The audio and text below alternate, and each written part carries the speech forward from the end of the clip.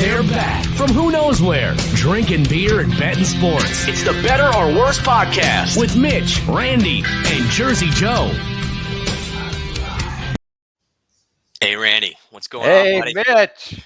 Good to Been be a while. back. Yeah, man, it's been a while. And we've all been through some serious location changes and a lot going on. I can see that you've got a big happy smile on your face as you are probably living one of your dream seasons, which is phenomenal. And it kind of reminds me real quick before we jump into this. I was reviewing some of our shows recently, and I went back to a show that we did back in, I think, late August, and we previewed the season. And yeah. I was Mr. Happy because I thought ASU was going to play this incredibly weak schedule and run through the Pac-12 and have a shot at, having a good season.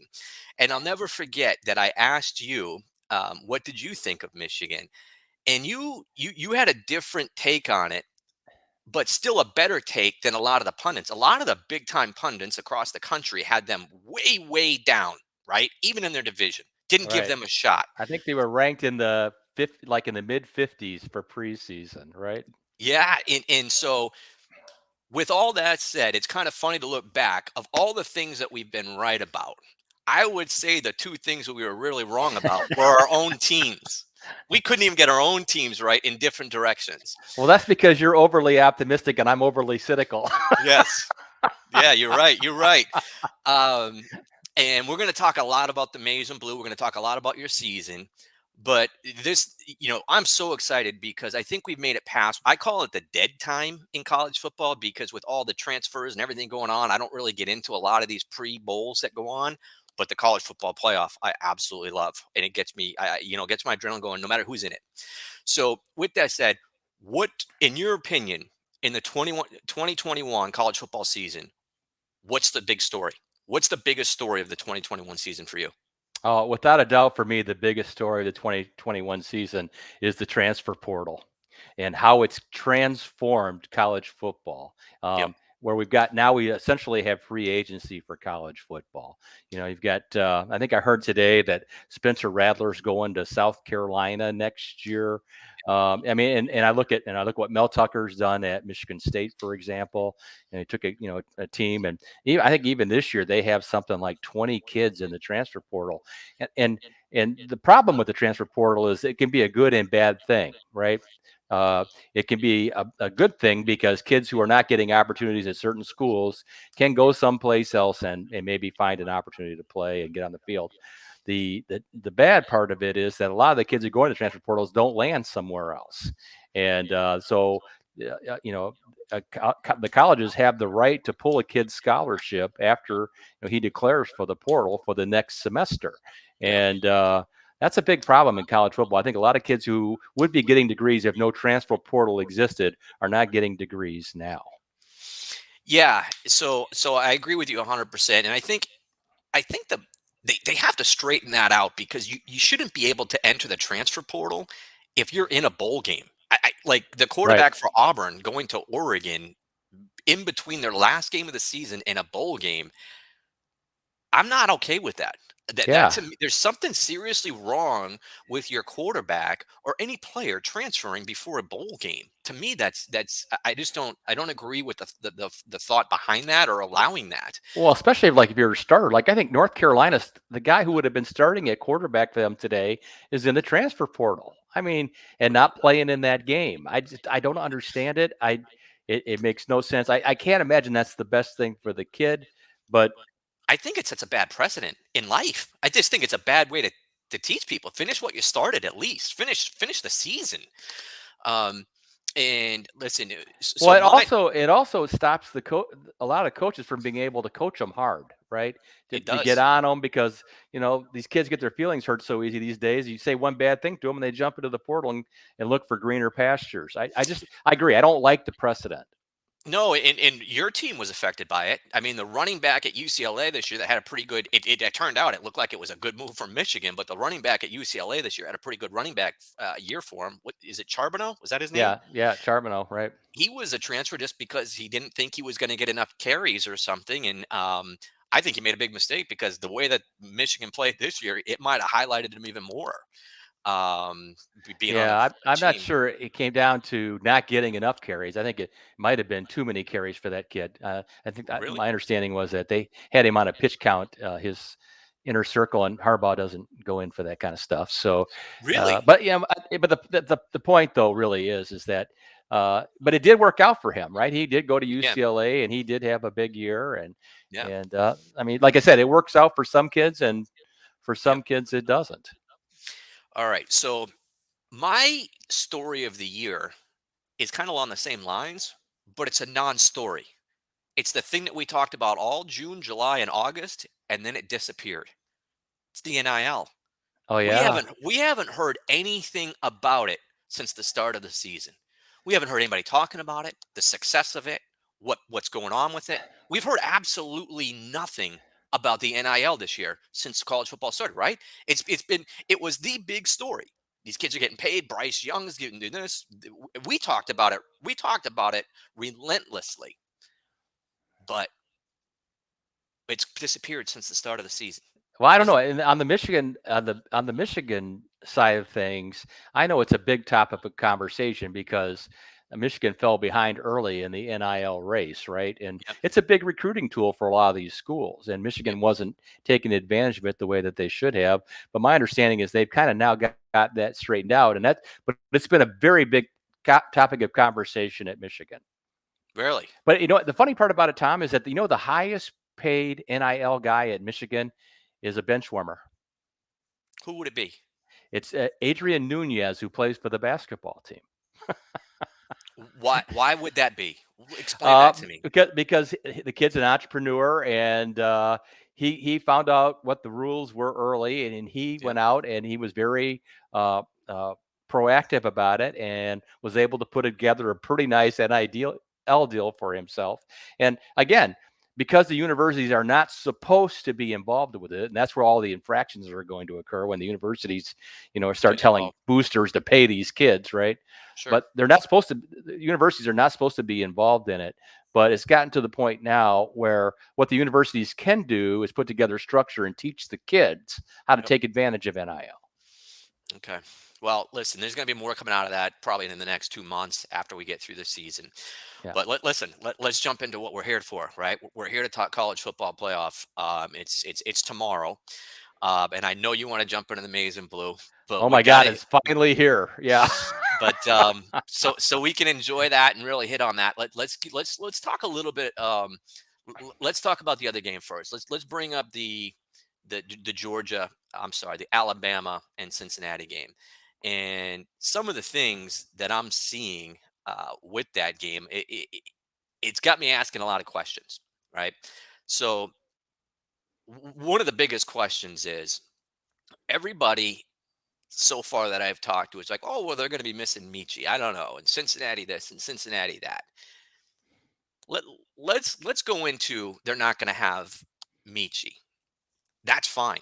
You're talking about Alabama, which is the unit. So if Penn State is linebacker you, Alabama is wide receiver you. Right. Yeah. Right. You look over 10 years or 12 years, you've got Julio Jones, Calvin Ridley, Amari Cooper, Ruggs, Waddle. You've got this long list. Devontae Smith, long list.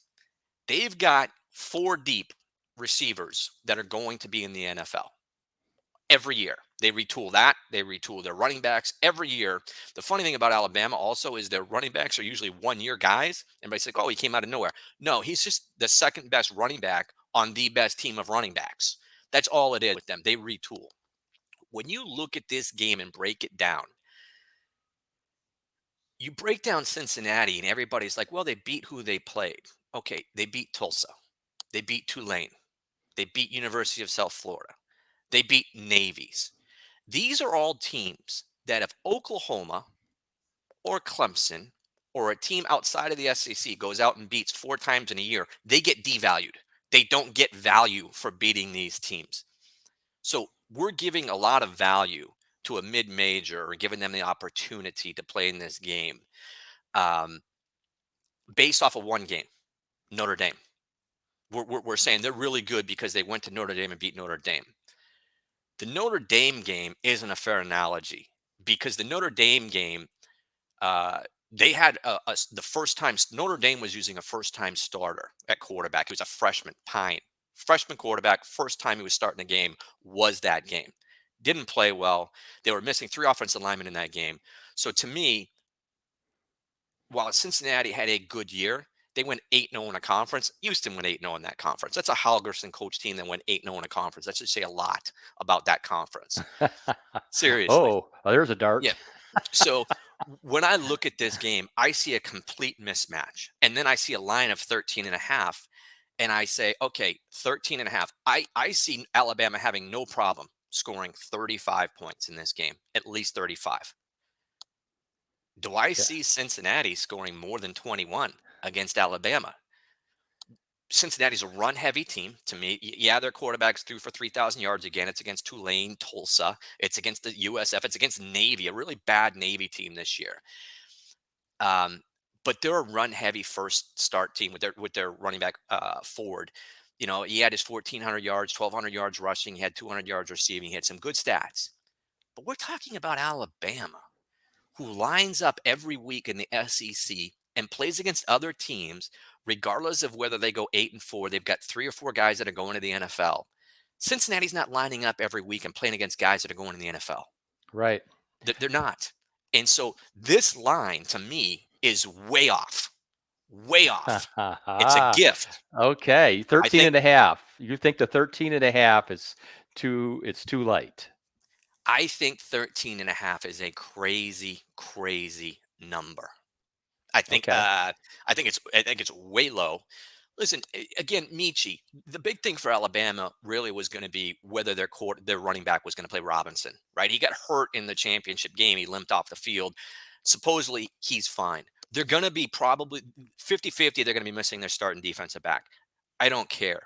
Their second string defensive back at Alabama is still better than the starting defensive backs at Cincinnati. It's just a true statement. So when I hear people breaking down this game, and we're going to cover your game in a second, and it's going to go, and I'll bring up some more stuff when we cover your game because it affects this game because Alabama trounced Georgia in the SEC championship. So when I see people breaking down this game, I'm asking them questions that they just can't answer that makes any sense to me. Oh, well, they're missing Michi. Yeah, but the other 4 guys on their team, they've got guys that average 14 yards, 15 yards, 16 yards, 14 yards a catch. Those are the 4 guys that are going to be playing 14, 15, 14, and 16. That's their average yards per catch. The guy that has the most yards for them is still playing. It's Williams. Mm-hmm. Guy that has the most touchdowns for them is still playing. It's Williams. Their number 1 running back is still playing. It's Robinson. You're talking about Alabama and Nick Saban going up against Cincinnati, who played Tulsa. I don't understand this line. I think people are giving way too much credit to Cincinnati. All right. Let me play the devil's advocate for you for a second because I actually like Cincinnati's with the spread in this game. I like Cincinnati plus the 13.5. And I'll say there's a few reasons for that. One is playing a lighter schedule allows you the opportunity to stay healthy all season, and Cincinnati has. They don't have anybody significantly hurt for this game. I do think, again, in the age of the transfer portal, that they picked up some pieces that have allowed them to be relatively dynamic offensively. And so I do see them scoring some points in this game. In fact, I like the over in this game, which I believe is 56.5 points now. Alabama had some close calls this season with a lot of teams that were not as good as Cincinnati. And now here's the question. You said, what is the question about this game? For me, the question of this game is, who is Cincinnati? Are they really worthy to be in the college football playoff? Well, we're going to find out tomorrow night. And if they cover the spread against Alabama, I'm going to say they deserve to be there. If they don't, I'm going to say it was a waste of a selection for the committee and should be a lesson for them in the future when picking a non-Power 5 team. So one of the other things that I saw in the SEC championship game, not only was the display of talent on the field for Alabama, but was a confident quarterback in Bryce Young. After his miraculous comeback against Auburn, I just think that took him to a new level with confidence. That comeback that he had against Auburn at the end of the year, where he threw Hmm. that incredible pass. I think it was on fourth down, but it was under a minute to go in the game to tie the game up for him. And then I think they won it in overtime, or it was a late comeback for him. And I just saw on a long drive, I saw a lot of confidence. So I think you're looking at the most confident Bryce Young and probably the most confident team all year long for Alabama coming in. And again, you're talking about Nick Saban. To me, the worst line of the year, I told this to everybody I talked to, was giving Nick Saban 6.5 points in that SEC championship game. I said, this is an absolute joke. You are giving Nick Saban six and a Right. half points in a game. The best coach over the last 15 years, the best team over the last 15 years, you're going to give them 6.5 points. Yeah. Okay. It was, to me, it was mind boggling. And that's why I think he's got his team like Bill Belichick's teams. I thought they got better and better and better little departments of their team because to me they all didn't gel, and I thought they all came together as a team in the SEC championship game. And I just think, listen, I think Cincinnati's in for a rough ride in this one. I do. I think they're just going to get manhandled in this game. And yes, listen, Cincinnati has Ford, they have Pierce, they have good skill set players. They have great skill set players when you play Tulsa, when you play Navy, when you play Tulane, when you play South Florida. Good luck when you go up against Alabama and a hungry, pissed off Alabama team. Yeah, That's all it's everything you just said is true. But I will say too that Ohio is a hotbed for college football players, and Cincinnati's in a good spot to be recruiting quality players, players that maybe Ohio State doesn't want, but that doesn't mean that they're not still really good players. And you know, and I think Luke Fickle's done a good job of putting that team together. Again, I say, I if I'm going to give you a score prediction right now in that game, I see it as Alabama winning 35-28. okay. So you think it's a close game. So let's talk about that. So there's your prediction. So in sport hitters, in your brackets, it's if you believe Alabama's going to win and you take them, I mean, listen, you're only getting 5.92 points. Exactly Uh, right.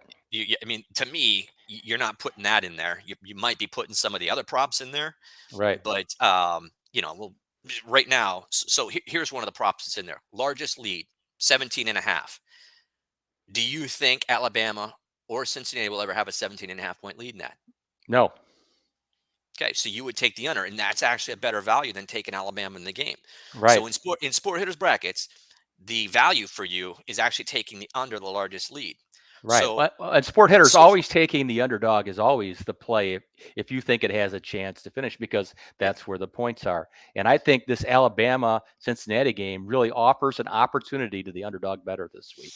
So here's the thing about this. Right now, we're on opposite sides of both things because I love the over in this. I'm taking the over at the Oh, I like 12.25 the over point. too. I'm No, all no, over no, the no, no, no. over. Largest lead over. I'm Oh, taking I the got you. largest lead Okay. Yeah. over. So, Okay. with everything else that's in there, I think that's actually the steal. So when I looked in the brackets, I said, okay, this is the play because that's really what I'm looking forward to is the brackets. I'm looking forward to the game. I just don't see the value in taking them in the brackets.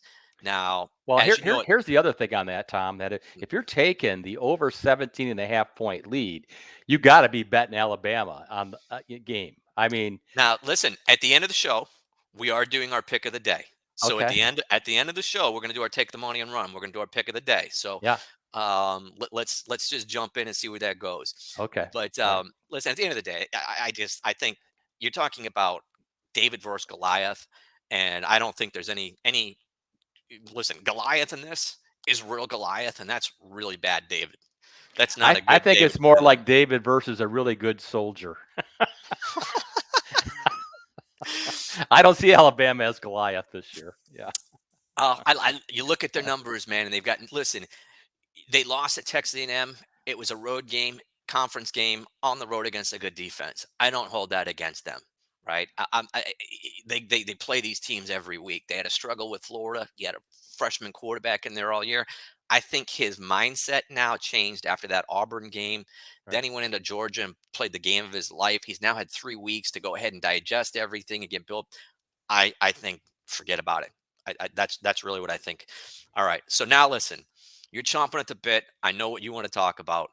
Um, and just before we get to that, we're gonna take a quick commercial, and then we're gonna jump back in. And we're gonna see the maize and blue. So what's it like playing Sport Hitters? Whether you're at your favorite bar or just anywhere.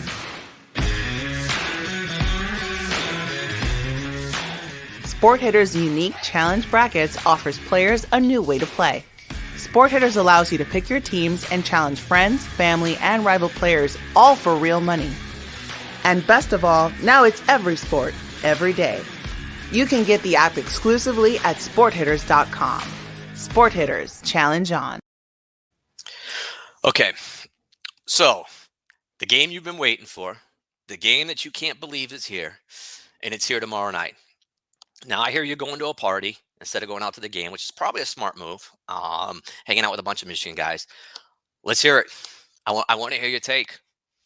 I think it's been a magical season for Michigan this year, and I got to tell you, as you mentioned previously, I had Michigan picked third in the division to start the season.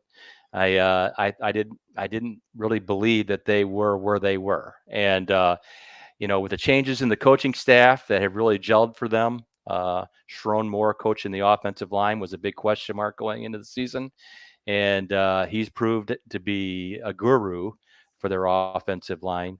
The big debate over Cade McNamara versus J.J. McCarthy at quarterback. We lost Zach Carpenter to the portal last year, who was our starting center. And, we had a fifth-year guy that we didn't have a lot of confidence in, and Andrew Vistardis, and he ended up having a phenomenal year. Our receivers emerged. We knew we had a good receiving core, but we didn't. We lost Ronnie Bell in the first game of the season, our captain and star, and so it didn't look good from there. And all of a sudden, this team just started putting wins together. And when they went on the road and beat Wisconsin, that's when I started to think, wow, this really could be a very good team. And as the season kind of rolled through, they lost the game to Michigan State, which kind of set everything back, but it was kind of a controversial loss. And then they went up and they beat Penn State on the road, and they had to roll into Ohio State to win the division. And going into the Ohio State game, I still wasn't a believer. I still thought, yeah, it's been a nice season, but they're not going to beat Ohio State. And they win in, and they kick the hell out of the Buckeyes, right? I mean, every way you can beat a team, they beat them. Yep. And then obviously they blew out Iowa, the championship game. And so here we are, facing which was considered to be the number one team all season. So, if you look at their path to get to the championship final, they really have beaten 5 teams that were ranked in the top 5 at some point in the season. And that's no matter how you measure it, that's a gauntlet. So now here we are. We're facing the next top 5 team in Georgia, and if we beat them, we'll have to face another top 5 team in Alabama. It's just been a fantastic season. I don't know how any other way to say it. It's just been a fantastic season, and a testament to Jim Harbaugh and a guy being able to reinvent himself. All right, so they're okay. So here is my first question for all Michigan fans: is Harbaugh now back in good graces? Is he in great graces again? Oh, absolutely, has to be. Okay. I think even after last year. Up before the COVID year, I think if you were to talk to the Michigan fan base, Harbaugh probably still had about a 65% approval rating. And then we had that COVID shortened team last year where I think they were 2-4 or 2-5, and they didn't play the game against Ohio State. I think Harbaugh lost a significant group of the fan base during that year. And so, as you know, he took the big pay cut. Yep. And he went out and got all these new coaches and brought them in. Now, I would say he's probably at a 75 or 80% rating again. You just brought something up. So isn't this the first year without Don Brown as your defensive coordinator? It is. So now that you're so when I look at Michigan, I'm going to ask you some questions because I think as you give your projection on this, I have some questions and beliefs because I followed Georgia a lot this year. So the defensive line and the way that they turned into basically an NFL defensive line. I mean, that what's his name, Hutchins, the Yeah. defensive end who manhandled Ohio State, kind of threw him around a little bit. Is it because of coaching, or did these guys were these guys this good and we didn't know it? Is this Well, because of scheme? Is this because of coaching? What is the difference this year? Because their defense has been phenomenal.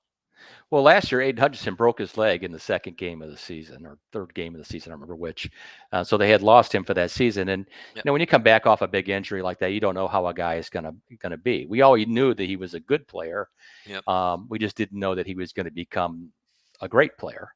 Yep. And same thing with David Ajabo. It was his first year starting at defensive end. We knew he was a good player. We Yeah. just, but when you start doubling one side of the line, he was able to emerge and be a great player too.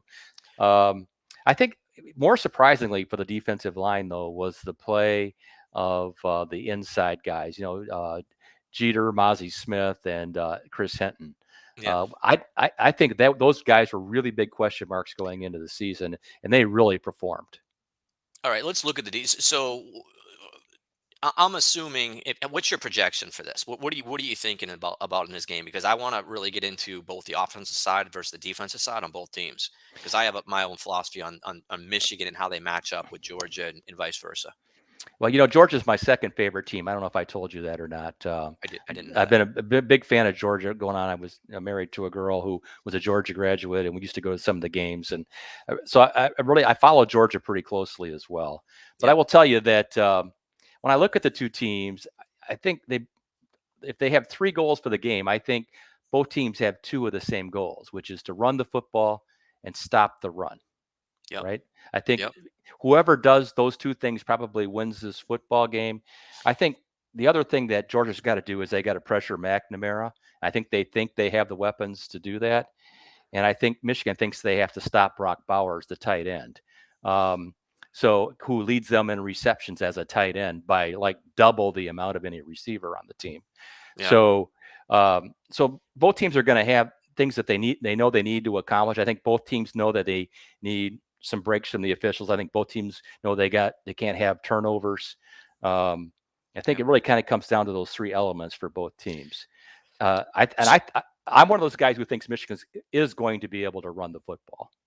So listen, at the end of the day, this goes back to the SEC championship game when Georgia was giving 6.5 points to Alabama. I thought was insane. Everybody says, well, they have the best defense. I said, listen, this is not the same defense that won the first 8 games.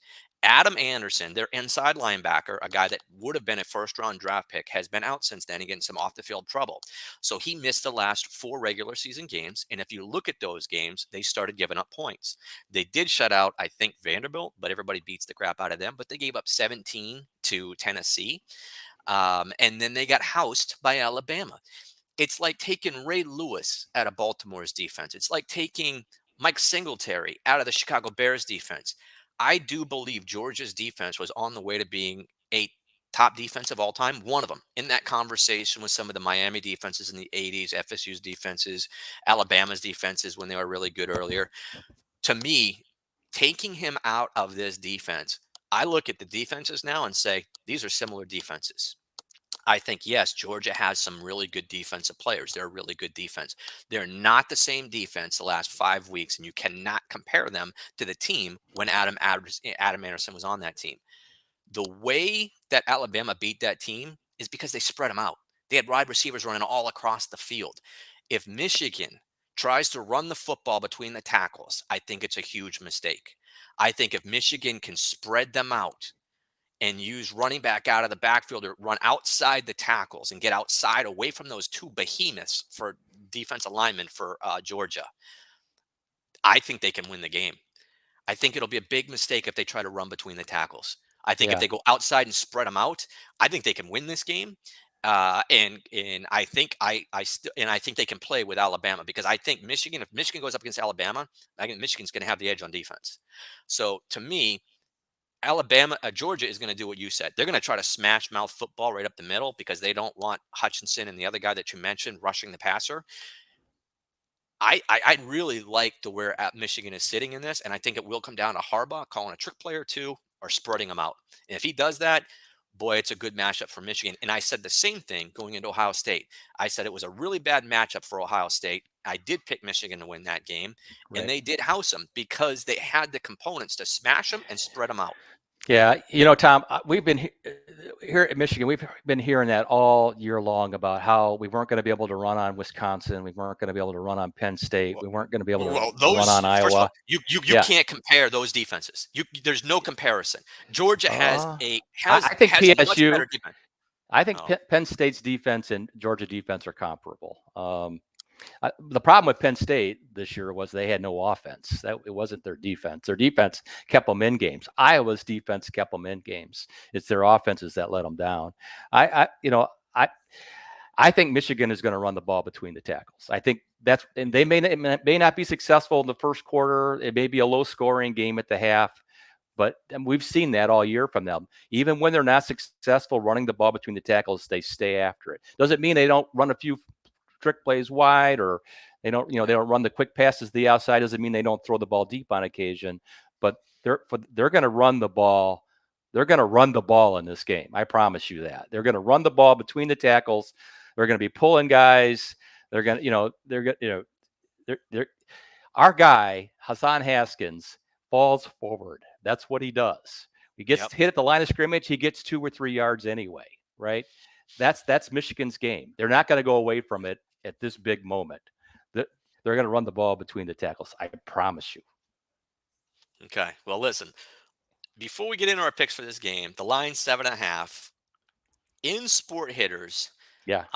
There's more value picking in sport hitters in this game. Like I said, the line 7.5. We're going to give our picks here in a second. But the value points, if you take Michigan and you'd like them to win the game, that's 17.3 points. That's pretty much going to win your brackets. That's a big huge play. Yeah. Georgia at 6.69 points. Don't see the value there. But we have some pretty cool props. And here's one of the props. More passing yards. So Michigan is actually favored in this in sport hitters. So in the brackets, you can pick more passing yards. If you get Michigan at 8.45 and they win, that's actually good value for winning, for taking a favorite. The underdog is Georgia at 10.75. So I'm looking at that and saying there's really good value in more passing yards in Michigan. And I think you don't believe so because you think it's going to be heavy run. Is that right? It's funny because, when I was doing my 5 picks for sport hitters in this game, and one of the prop bets that I took Georgia more passing yards than Michigan at 10.75. We're on the opposite side of everything, man. I know awesome. we are. This is great. Amazing. This is great. and listen, here's another one. So longest touchdown, right? So longest touchdown in there, 49.5 yards. The over is 13 points.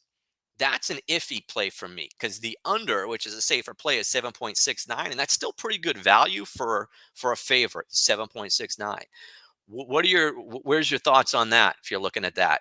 I think it's under. I didn't take that in in my sport hitters ones. I didn't really like it that much, but I think it's under. Okay. So we keep talking about sport hitters brackets, and I just want to go into, we do have a special going on in sport hitters right now. We're doing a custom tournament tomorrow with props, 7 props for the Michigan game, 4 props for the 6 props for the Alabama game. They're props like you see on the bottom of the screen. It's head-to-head at sports betting, but we're doing a custom one with 50 players, multiple payouts. It's a lot of fun. So jump in. You can get the app at sporthitters.com. Let me just see if we have the, I think we have the site right here.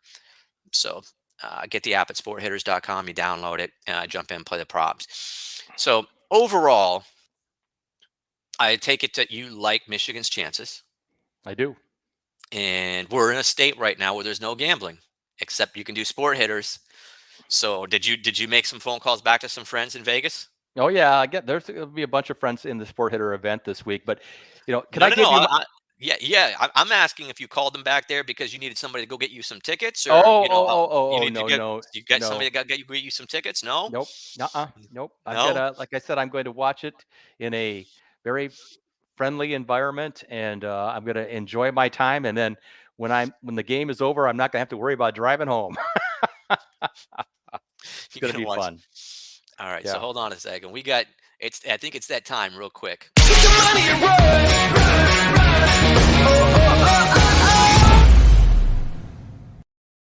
All right, one pick. What's your pick between the two games? You got one pick. You're putting it on a ticket. What are you taking? I'm taking Cincinnati plus the points, plus the 13.5. I actually love that bet. Really? Mhm. All right. So I'm a numbers guy, and I always take minus 7.5 point favorites, which would be Georgia. I love Alabama and I love Michigan in these games. My one pick is Michigan. Not only do I think they're going to cover the 7.5, Wow, I think they're look going to win how the game. far you've come this year. Yeah, Wow. I think they're going to win the game. I think the difference maker. If you've watched them all year long, not having Anderson is a difference maker. They go from being probably one of the best defense of all time to a very good defense is Well, what they've done with that. I do want Listen, to say one thing though about guys out today, and it looks like Dax Hill, Michigan's big time safety, yeah, is going to be out of the game. It doesn't is look it like he's COVID? going to play. COVID related? It. Jim Harbaugh's in the submarine right now, so they're not giving out a lot of information. But my understanding is that he's not in Florida right now. So, and Harbaugh said during a press conference this morning that he was working through something, which usually means injury or illness. Yeah. I don't think he's going to play, and that's a big loss for the Michigan defense. Just FYI. Yeah. So that won't change my back. Listen, I don't think anybody's going to fear Georgia's passing game. Like you said, they got a tight end. I don't think anybody's going to fear their passing game. I think they're going to line up and try to run the football with Zahir. I like Michigan in this game. I think it's an incredible matchup for Michigan if they spread them out. I think you're wrong. We definitely disagree on the right way for them to win the game.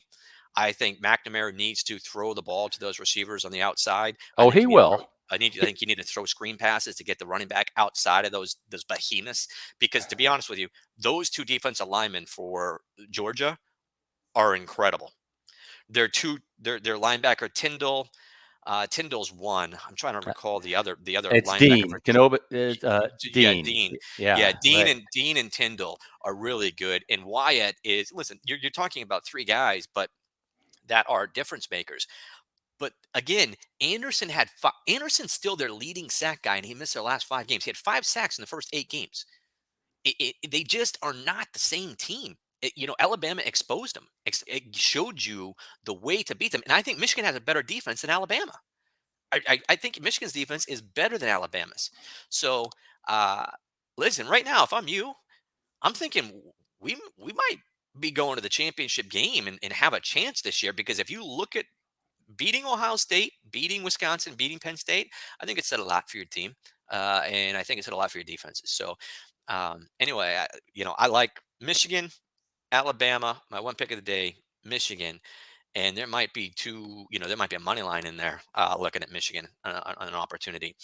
Yeah. As, Do you as far as you my have your hitter, sport hitter picks, Tom? Did you have those so by I'm going to chance? give out one from each game. So but I'm not giving out my full bracket. So in the Alabama game, I really like the running back. I'm sorry, the quarterback to run for a touchdown. And in the Michigan game, I like the running back to catch a touchdown.